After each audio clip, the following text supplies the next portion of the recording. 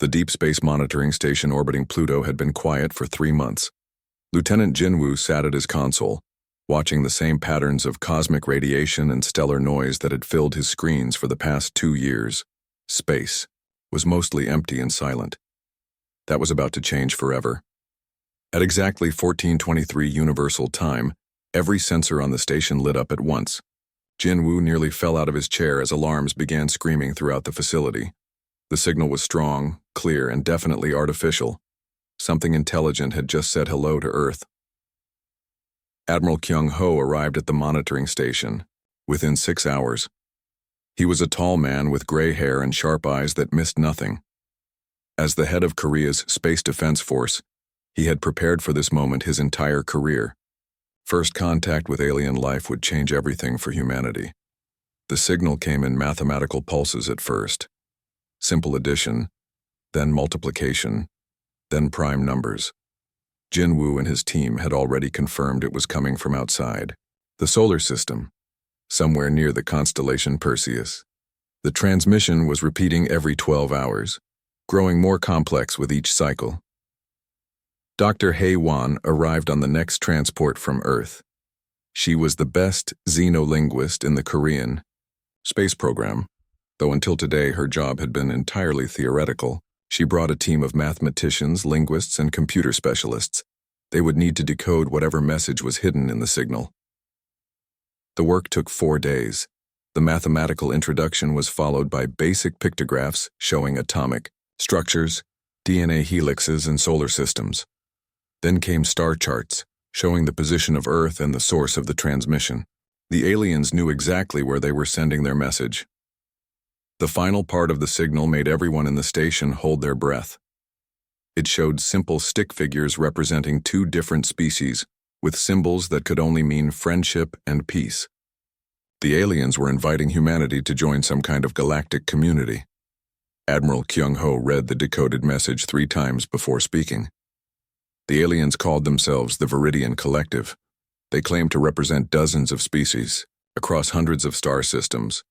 They spoke of advanced technology, peaceful trade, and centuries of cooperation between worlds. The message was beautiful and hopeful. It painted a picture of a galaxy where war was forgotten, and every species worked together for the common good. The Viridians offered to share their knowledge of faster-than-light travel, clean energy, and medical advances that could extend human life for centuries. All they asked in return was friendship and the chance to guide humanity into this wonderful galactic family. Dr. Hae-won worked with her team to craft humanity's response. They sent mathematical confirmations, basic information about Earth and human biology, and expressions of interest in peaceful contact. The message took 2 days to prepare and was transmitted using every radio telescope on Earth. While the scientists celebrated humanity's first conversation with aliens, Admiral Kyung-ho was making very different preparations. He sent encrypted messages to military commanders around the world. Project Iron Shield, humanity's most secret space defense program, was now priority 1. Colonel Dong-min commanded the Iron Shield project from a hidden base on the far side of the moon. For 10 years he had been building humanity's first real war fleet. The ships were designed to fight other humans, but they could be adapted for any enemy. The Admiral's message was simple: prepare for war. The Colonel understood immediately. Humanity had survived on Earth by being paranoid and aggressive. Every other species they had ever encountered, they had either domesticated, eaten, or driven extinct. The idea that aliens would be different was naive. Captain Tae-min commanded the construction crews that worked around the clock to finish the fleet. Miners on Mars doubled their output of metals and rare elements.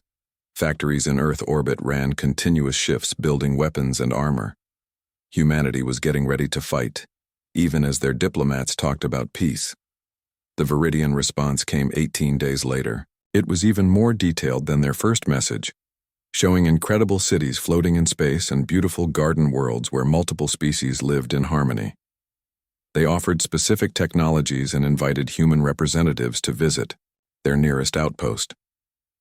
The message included what appeared to be gifts, mathematical formulas that could lead to breakthrough advances in physics and engineering. The Viridians seemed genuinely excited to welcome humanity into their civilization. Dr. Haywan was amazed by the alien technology. The physics formulas alone could revolutionize human science. She began preparing a research team to study everything the aliens had shared. This was the greatest discovery in human history. Admiral Kyung-ho saw something else in the alien message. The gifts were too generous, too advanced. No species would share their most important secrets with strangers unless they had a good reason. Either the Viridians were incredibly naive, or they had hidden motives. The Admiral called a meeting with Earth's top military commanders and political leaders. He showed them analysis reports that painted a different picture of the alien message. The Viridians claimed to represent a peaceful confederation, but their technology was clearly designed for control and manipulation. Hidden in the beautiful mathematical formulas were subtle patterns that suggested surveillance systems and population control methods. The aliens were not offering gifts. They were offering chains disguised as presents. General Yi-jun, who commanded Earth's planetary defense forces, agreed with the Admiral's analysis. Humanity needed to be ready for anything. While diplomats continued talking to the aliens, the military would prepare for the worst possible outcome. The decision was made in secret. Earth would continue diplomatic contact with the Viridians while quietly mobilizing every military asset in the solar system. Humanity would smile and talk about peace while building the largest war fleet in their history. 3 months after first contact, the Viridian Collective sent their final message of the preliminary contact phase. They announced that a diplomatic vessel would arrive at Earth within 6 months to begin formal negotiations. The ship would carry ambassadors, scientists, and gifts of advanced technology. Dr. Haywan was thrilled. Face-to-face contact with an alien species would be the culmination of her career. She began preparing cultural exchanges, language lessons, and scientific presentations to share with their visitors. Admiral Kyung-ho was also thrilled, but for different reasons. The aliens were coming to Earth with a single ship, thinking they were dealing with a primitive species that could be easily impressed and controlled. They had no idea what was waiting for them. Humanity had received the alien signal with wonder and hope. They were responding with warships and battle plans. The Viridians thought they were about to welcome another weak species into their empire. Instead, they were about to meet the most dangerous predators the galaxy had ever produced. The age of human expansion was about to begin. Captain Bora stood on the bridge of the Viridian diplomatic vessel Peaceful Dawn as it approached the outer edge of the Sol system. She had commanded first contact missions for over 2 centuries, and this one seemed routine. The species from the third planet had responded positively to their greeting. Soon, another primitive civilization would join the collective. The ship carried the standard first contact team: diplomats, scientists, cultural specialists, and a small security force. They brought gifts of technology and knowledge that would seem miraculous to the inhabitants of the death world ahead. Most species were so impressed by Viridian advances that they practically begged to join the collective. Scout Commander Tae-hyung reviewed the survey data from their long-range probes. The target planet was designated Earth, and it was unlike anything in their databases. The world was classified as a Class 12 death world, the most dangerous rating in their system. Life should not exist there, yet somehow it thrived. The planet's surface was covered with a deadly liquid called water that could dissolve almost anything given enough time. The atmosphere contained oxygen, a gas so reactive it could burn through metal. Massive storms regularly devastated entire continents with winds that could level cities. Worse yet, the planet was geologically active. Earthquakes shook the ground, without warning. Volcanoes spewed poisonous gases and molten rock. The magnetic field fluctuated wildly, letting deadly radiation from space reach the surface. Ice ages came and went, freezing or cooking vast areas of the world. Biologist Su Jin had spent months studying the life forms that somehow survived on this nightmare world. The dominant species, calling themselves humans, had spread to every environment on the planet. They lived in frozen wastelands where the air itself could freeze solid. They built cities in deserts where the heat could kill in minutes. Even more disturbing, they lived in areas where the ground regularly shook apart or where toxic gases leaked from the earth. They had learned to predict and survive volcanic eruptions, tsunamis, hurricanes, and blizzards that would wipe out entire Viridian colonies. The humans had not just adapted to their hostile world. They had conquered it completely. They had turned every deadly environment into a home. They had learned to harness the same forces that should have destroyed them. This was unprecedented in 3,000 years of collective expansion. Dr. Min Ho, the expedition's xenobiologist, was fascinated by human evolution.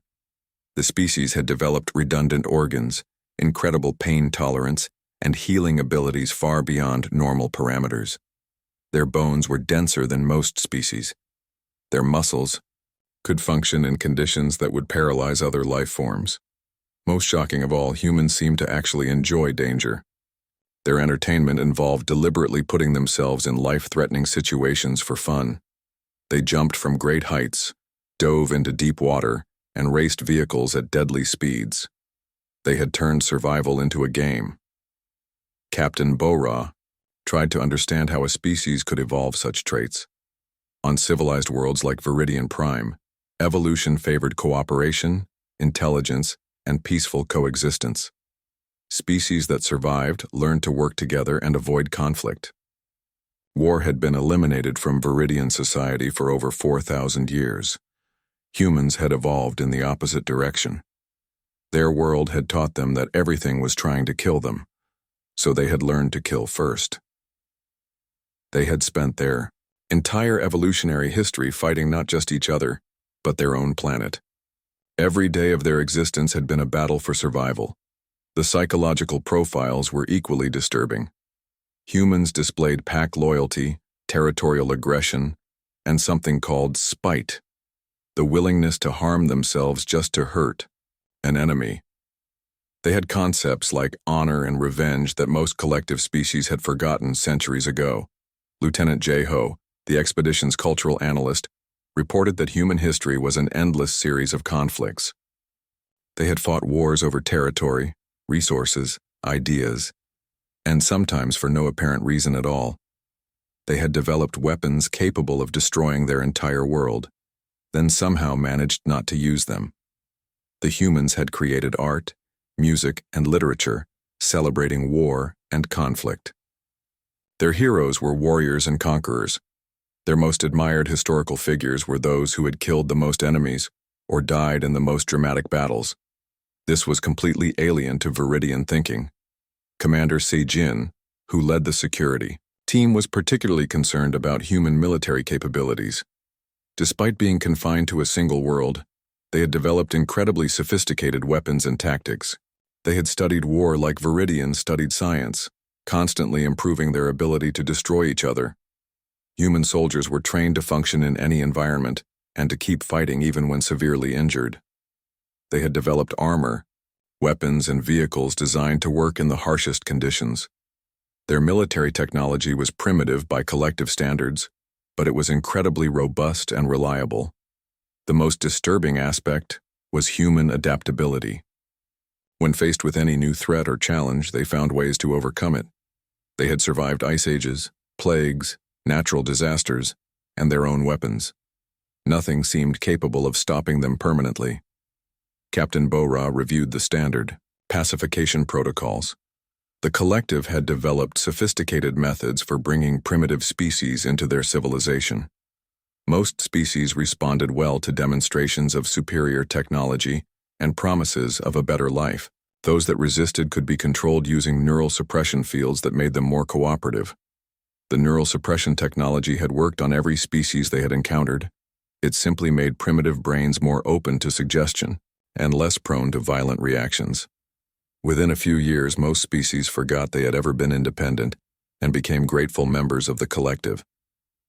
Dr. Su Jin raised a concern about using neural suppression on humans. Their brain chemistry was unlike anything in the collective databases. They produced chemicals that enhanced aggression, pain tolerance, and determination. The neural suppression might not work the same way on minds that had evolved for constant warfare. Captain Bo-Ra dismissed the concern. Neural suppression was based on universal principles of brain function. No species had ever proven immune to it. The humans might be unusual, but they were still primitive. Their weapons were crude, their technology was basic, and they had never encountered anything beyond their own world. The peaceful dawn continued its approach to Earth, confident in 3,000 years of successful first contact missions. The crew prepared their gifts, rehearsed their speeches, and charged their neural suppression systems. Soon, another world would join the collective willingly or otherwise. They had no idea they were approaching the most dangerous species the galaxy had ever produced. Commander Jae-sung stood on the bridge of the battlecruiser Soul's Pride, watching Earth's moon grow larger on the main screen. Behind the moon, hidden from alien sensors, waited the largest military fleet humanity had ever assembled. 47 warships of various classes, all armed with weapons designed to destroy other humans in the vacuum of space. 6 months had passed since the aliens announced their visit. During that time, every military factory on Earth and Mars had worked around the clock. Weapons that had existed only as blueprints were built and tested. Soldiers trained for combat in zero gravity and hostile environments. Humanity had prepared for war while smiling at their alien visitors. Admiral Kyung-ho reviewed the fleet status from his command ship. The vessels were a mix of everything humanity could put into space: heavy battle cruisers, fast destroyers, stealth frigates, and support ships loaded with Marines. The technology was primitive compared to what the aliens possessed, but it was reliable and deadly. The alien ship appeared exactly on schedule, emerging from faster-than-light travel at the edge of the solar system. The Viridian vessel was beautiful, in a way that human ships were not. It was smooth and elegant, clearly built by a species that valued art as much as function. It transmitted peaceful greetings as it approached Earth. Captain Bora sent the standard first contact messages, filled with expressions of friendship and promises of mutual benefit. Her ship carried gifts of technology, samples of Viridian culture, and neural suppression systems to ensure the negotiations went smoothly. This was routine, and she expected routine results. Admiral Kyung-ho responded with humanity's carefully prepared message. Earth welcomed the alien visitors and looked forward to peaceful relations. However, any further contact would need to follow strict protocols. The aliens would meet with human representatives in neutral space, under terms that protected both species. The Admiral's message was polite but firm. Humanity demanded complete technological database exchanges, territorial sovereignty guarantees, and mutual defense agreements before any permanent arrangements could be made. The humans had clearly done their research and were approaching first. Contact like a business negotiation. Lieutenant Wu Jin monitored alien communications from his position on the intelligence vessel Shadow Runner. He detected surprise and confusion in the Viridian transmissions. They had expected to find a primitive species eager for guidance, not experienced negotiators making complex demands. Captain Bora tried to regain control of the situation using standard collective protocols. She offered immediate gifts of technology and knowledge, emphasizing how much humanity could benefit from joining their galactic civilization. She painted pictures of wonderful worlds where humans could live in peace and prosperity. The alien Captain made her first mistake when she suggested that humanity was too young and inexperienced to make important decisions alone. The collective had older, wiser species who could help guide human development. This was for humanity's own good. Of course, they had successfully guided dozens of species to prosperity. Admiral Kyung-ho's response was immediate and sharp. Humanity appreciated the offer but would make its own decisions about its future. Any species that thought humans needed guidance had fundamentally misunderstood what they were dealing with.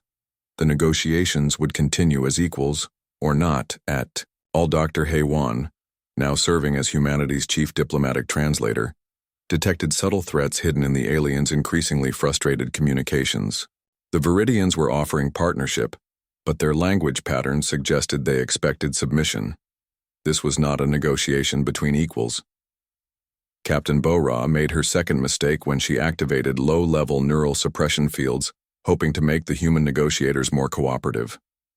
The technology was designed to be undetectable, making primitive species more open to suggestion without realizing they were being manipulated. Major Hyun Soo, commanding the Marine unit aboard Seoul's Pride, immediately detected the alien transmission. Human military equipment had been designed to detect and counter any form of electronic warfare. The neural suppression attempt was crude and obvious to sensors designed for fighting other humans. The discovery of the alien mind control attempt changed everything. Admiral Kyung-ho had been hoping for peaceful relations, but he had prepared for betrayal. The moment the aliens tried to manipulate human minds, they became enemies. There would be no more negotiations. The Admiral sent a final message to the Viridian ship. Humanity rejected the collective's offer of membership and demanded that the alien vessel leave the solar system immediately. Any attempt to remain in human space would be considered an act of war. The humans were giving the aliens one chance, to leave peacefully. Captain Bora was shocked by the human response. No species had ever detected neural suppression technology, let alone responded with threats of violence. The humans were supposed to be primitive and easily controlled. Instead, they were acting like equals who refused to be dominated. The Viridian. Captain made her final mistake when she refused to leave and instead demanded that humanity accept collective authority. She had been given orders to bring this system under collective control by any means necessary. The humans would join willingly or be forced to comply. Commander Jae-sung received the attack order with grim satisfaction. The aliens had revealed their true nature, justifying everything Admiral Kyung-ho had prepared for. Humanity's first contact with alien life would be decided by superior firepower and tactical brilliance.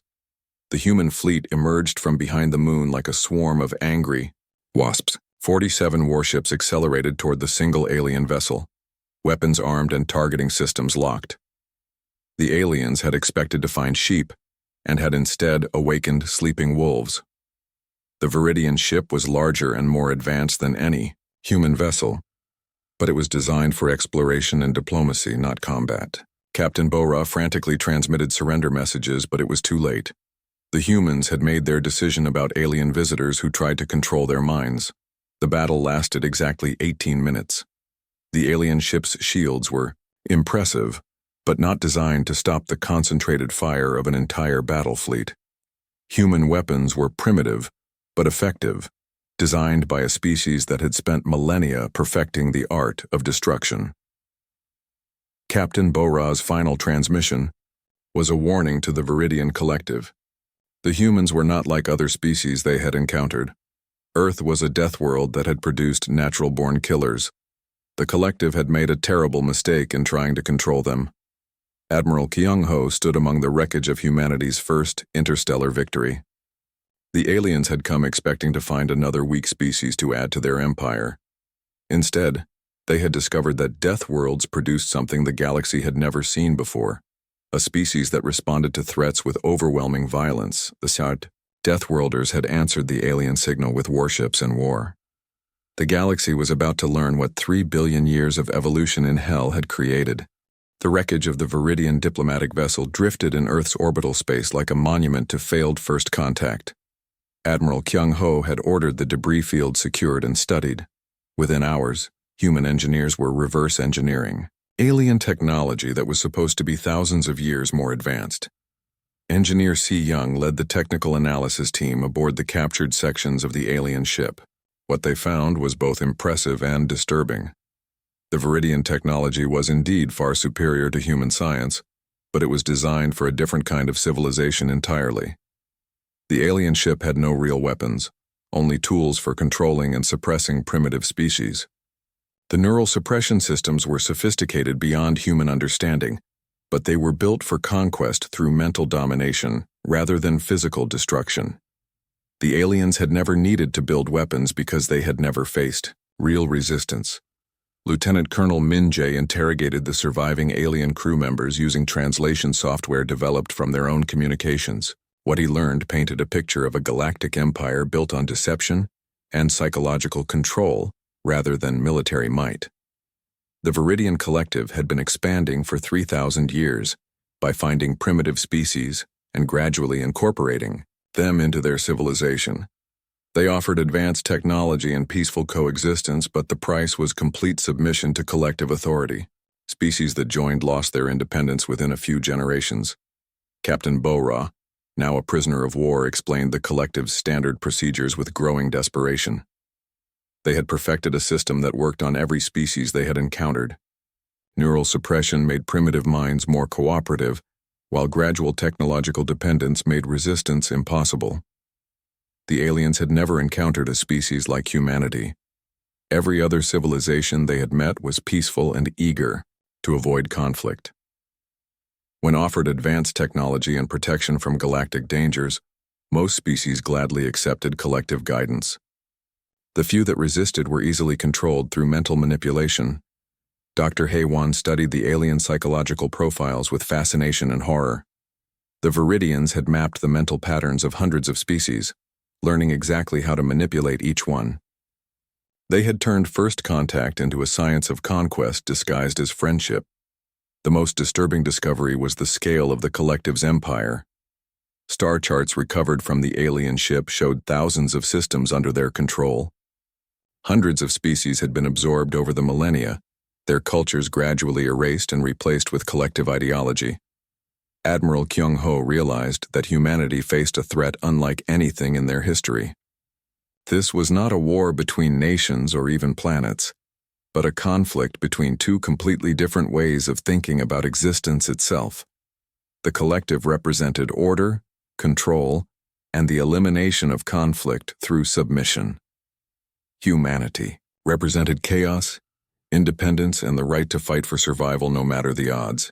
These two philosophies could not coexist in the same galaxy. One would have to destroy the other or be destroyed in turn. General Yi Jun, commanding Earth's planetary defense forces, prepared for the inevitable collective response. The aliens would not accept the loss of their diplomatic mission quietly. Soon humanity would face the full military might of a galactic empire that had never known defeat. The human military worked frantically to understand and adapt alien technology for their own use. The Viridian faster-than-light drives were beyond human science, but their principles could be studied and eventually copied. More importantly, the aliens had revealed their weaknesses. The collective military forces were designed to suppress rebellions by already conquered species, not to fight a dedicated enemy that refused to be controlled. Their weapons were built to disable and capture rather than destroy. They had forgotten how to fight a real war because they had never needed to. Commander Jae Sung led the technical teams that studied Viridian battle tactics and fleet organization. The aliens relied heavily on neural suppression technology to win battles before they started. When facing an enemy immune to mental control, their advantages disappeared rapidly. The first collective response came 3 months after the destruction of their diplomatic vessel. A small fleet of 12 ships arrived at the edge of the solar system, transmitting demands for the immediate surrender of all human military forces and the release of Viridian prisoners. Admiral Kyung-ho replied with a detailed description of what the collective could do with their demands, using language that required no translation. The human response was backed by a demonstration of their new weapons, derived from captured alien technology, but adapted for maximum destructive potential. 3D, brief skirmish that followed, proved that humanity had learned quickly from their first victory. The collective ships were faster and more advanced, but they were not designed to fight an enemy that had no intention of surrendering or being captured alive. Major Han Su led the boarding actions that turned 3 alien vessels into human prizes. The Viridian Marines were trained to suppress rebellious populations, not to fight professional soldiers who had evolved in constant warfare. The alien troops surrendered after discovering that humans fought like demons in close combat. The captured collective officers revealed information that changed the strategic picture completely.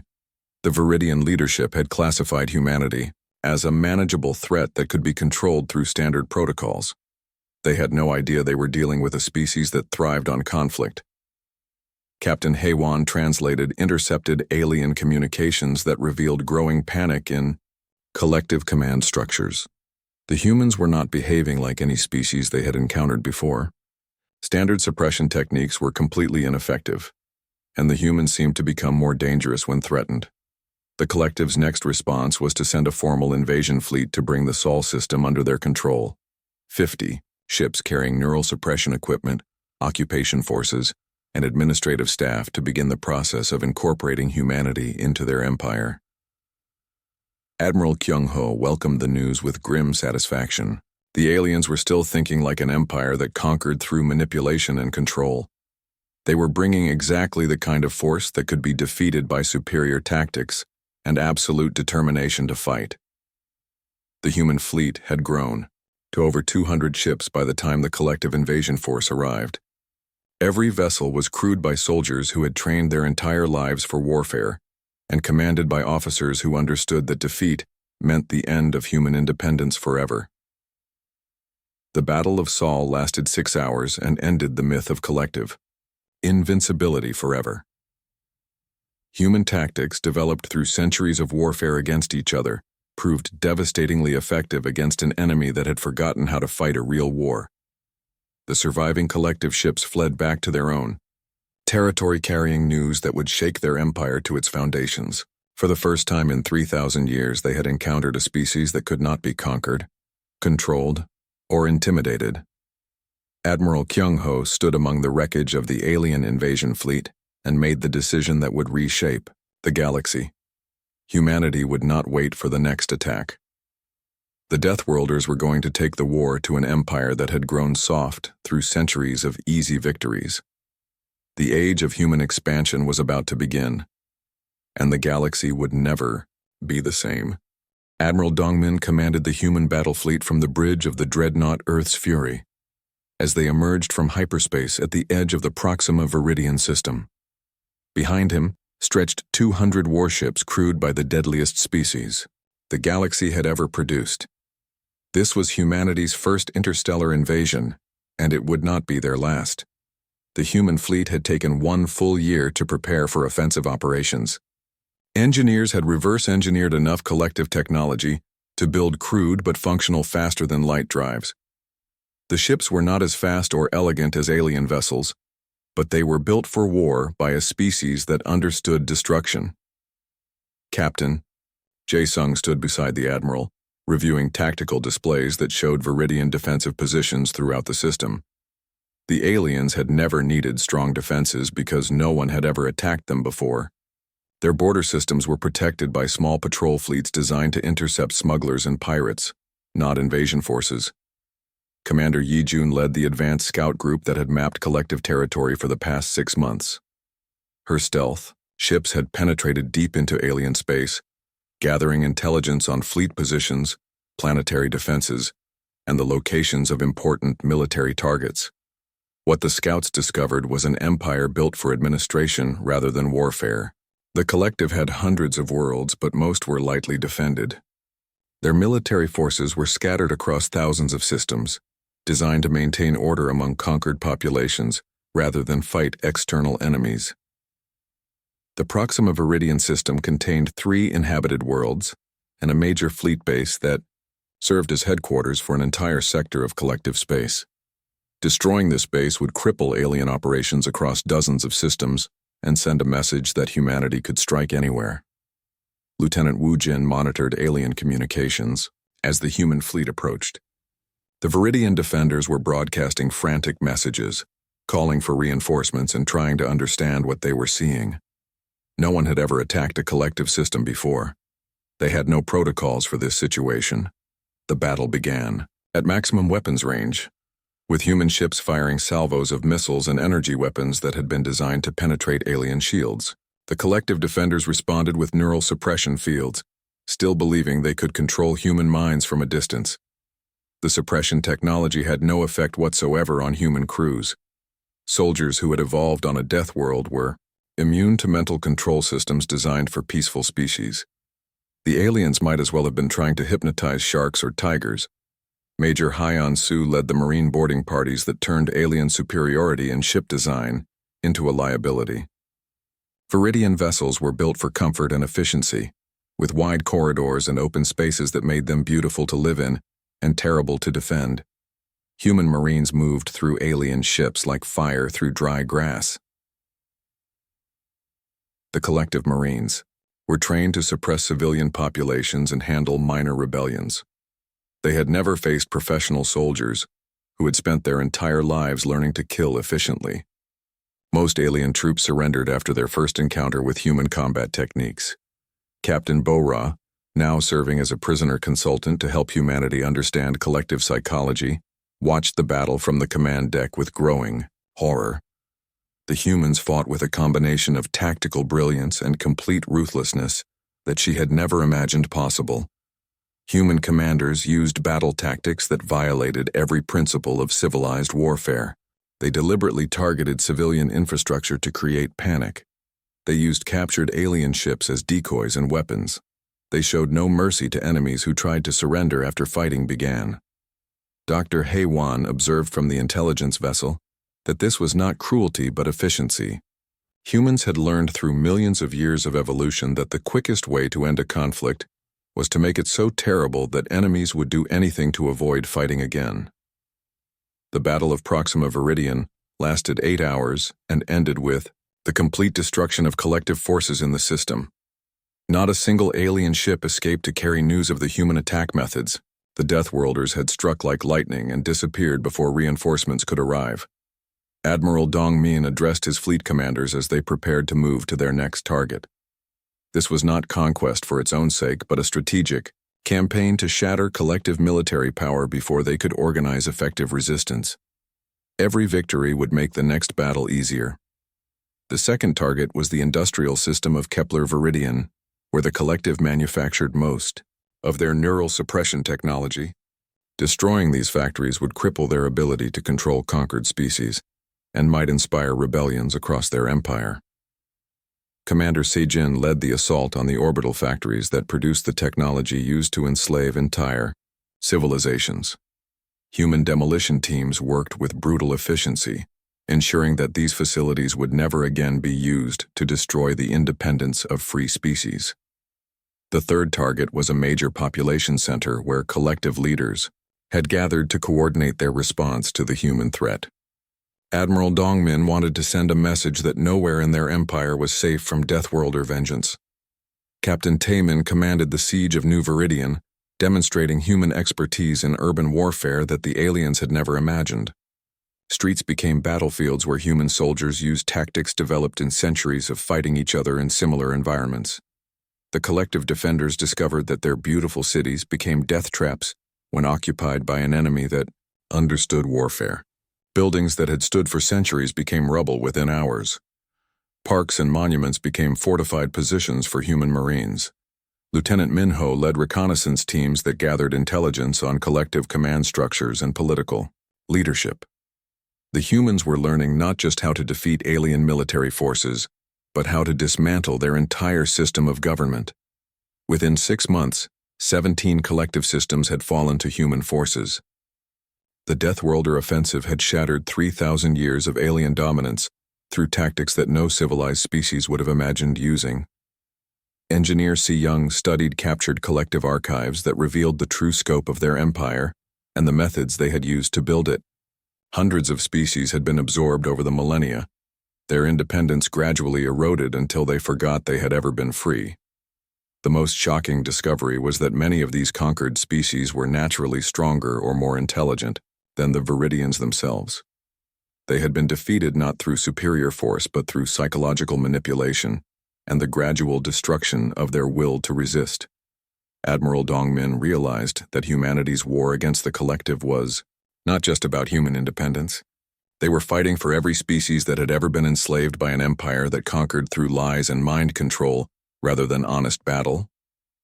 News of human victories spread throughout collective space, carried by refugees and captured communications.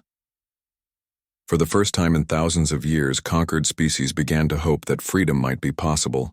The Deathworlders had brought war to an empire that had forgotten what war meant. Soon the galaxy would learn that peace imposed through domination was not peace at all, but simply war delayed until someone strong enough to fight back arrived. The age of collective dominance was ending. The age of human liberation had begun. Admiral Kyung-ho stood in the ruins of the Great Assembly Hall on Viridian Prime, the former capital of a galactic empire that had ruled for 3,000 years. Around him, representatives from dozens of liberated species gathered to forge a new order based on principles the Deathworlders understood: freedom, strength, and the right to fight for independence. The war had lasted 3 years and ended not with humanity's conquest of the collective, but with its complete dissolution. The Viridian Empire had collapsed like a house of cards when subjected to real military pressure. Species that had been enslaved for centuries rose in rebellion once they saw that their masters could be defeated. Captain HFY, now serving as humanity's chief diplomatic officer, worked with newly liberated species to establish the Sol Accords, a framework for interstellar relations that guaranteed each species the right to govern itself. The treaty was simple and direct, written in language that no one could misinterpret. The Accords established 3 basic principles that would govern galactic civilization. First, every species had the absolute right to determine its own destiny. Second, any attempt to conquer or control another species would be met with overwhelming force. Third, mutual defense agreements would protect weak species from strong ones seeking to dominate them. General Yijun commanded the peacekeeping forces that maintained order in former collective territory, while new governments were established. Human Marines worked alongside soldiers from liberated species, teaching them the military skills they would need to defend their newfound freedom. The most important lesson humanity shared was not technology or tactics, but attitude. The Deathworlders taught their allies that freedom was not given by others, but taken by those strong enough to fight for it. No species would ever again be conquered without a battle. Dr. Sujin, formerly a collective biologist, now served as Minister of Species Relations in the new galactic government. She had learned to appreciate the brutal honesty of human diplomacy after centuries of living under the lies and manipulation of the Viridian system. The transformation was not easy for species that had forgotten how to be independent. Many had lived under collective control for so long that they had no memory of self-government. Human advisors worked patiently to help them rebuild institutions that had been destroyed centuries earlier. Commander Tae-hyung, once a collective scout, now led exploration missions to find species that the Viridians had missed. The galaxy was larger than the collective had ever imagined, and many civilizations had developed in isolation, free from alien interference.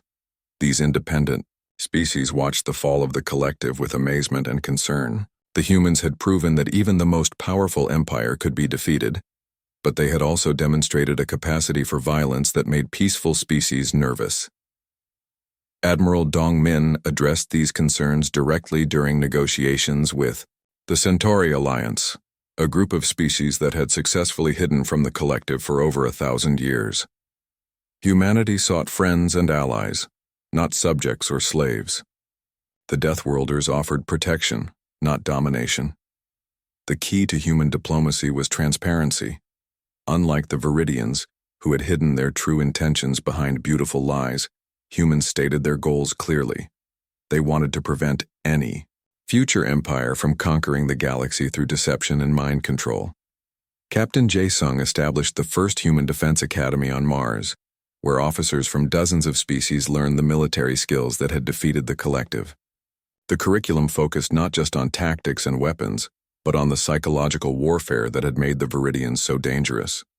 Students learned to recognize and resist neural manipulation, to build military forces that could not be easily controlled, and to maintain the warrior spirit that made conquest difficult. Most importantly, they learned that peace was not the absence of conflict, but the presence of justice backed by strength. Engineer C. Young led the technological reconstruction, efforts that replaced collective systems with new designs based on human principles. The neural suppression networks that had controlled entire species were dismantled and replaced with communication systems that could not be used for mind control. The economic transformation was equally dramatic.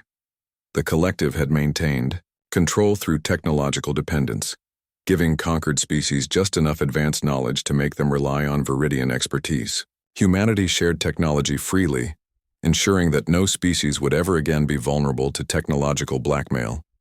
Lieutenant Colonel Min Jae commanded the special forces units that hunted down the remaining collective loyalists who tried to restart their empire in remote systems. These operations were conducted with surgical precision, ensuring that the old order could never return. Some Viridian leaders tried to negotiate a return to power, offering to share advanced technology in exchange for restored authority. Admiral Kyung-ho's response was simple and final. The age of empires built on lies and manipulation was over forever. Captain Bora, who had survived her capture during the first contact incident, found herself in the unusual position of helping to design safeguards against future collective-style empires. Her intimate knowledge of their methods proved invaluable in creating detection systems for mental manipulation technology. The most profound change was psychological. Species that had lived in fear for centuries began to rediscover pride, independence, and the willingness to fight for their beliefs. The galaxy became a more dangerous place, but also a more honest one. Major Hyun Soo established training centers where former slaves learned to become soldiers. The process was often difficult for species that had been pacified for generations, but the results were remarkable. Within a few years, dozens of species had developed military forces capable of defending their independence. The new galactic order was not perfect. Conflicts arose between species with different values and goals. Some civilizations proved unable to handle the responsibilities of freedom and descended into chaos. Pirates and warlords emerged in systems where government collapsed. But humanity had prepared for these challenges. The Sol Accords included provisions for intervention when freedom led to oppression, or when weak species were threatened by strong ones. Human fleets stood ready to enforce the principles that had liberated the galaxy. Dr. Haiwan established the Galactic Cultural Exchange Program, which allowed species to share knowledge and art without the coercion that had characterized collective rule. For the first time in millennia, civilizations could develop according to their own nature rather than alien design. 5 years after the fall of the collective, Admiral Kyung-ho reviewed the transformation of galactic civilization from his headquarters on Luna. The galaxy was louder, more chaotic, and infinitely more dangerous than it had been under Viridian rule. It was also more honest, more free, and more alive. The Deathworlders had kept their promise. They had not conquered the galaxy, but had liberated it from conquest itself. The age of empires was over. The age of independent species working together, as equals, had begun. Humanity had received an alien signal offering peace and prosperity in exchange for submission. They had responded with warships and war, shattering an empire built on lies. In the end, the galaxy had learned the most important lesson Earth had to teach, that true peace could only exist when free people had the strength to defend their freedom. The universe was a dangerous place, but it was honest about its dangers. That was exactly how the Deathworlders liked it.